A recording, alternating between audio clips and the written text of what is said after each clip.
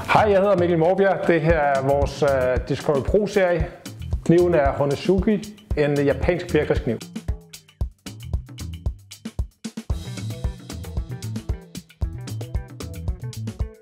Kniven er lavet af damaskusstål.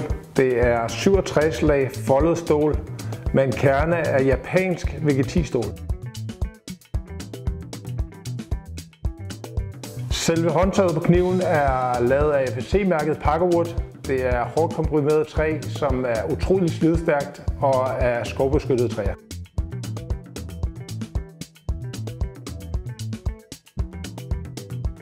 Det er Discovery Pro-serien. Det er specialværktøj lavet i damaskusstål. Vi har en række af forskellige knive, som er lavet til specialopgaver. Jeg må bare indrømme, det her er bare ikke min spidskompetence at stå foran et kamera. Håber det gik ok.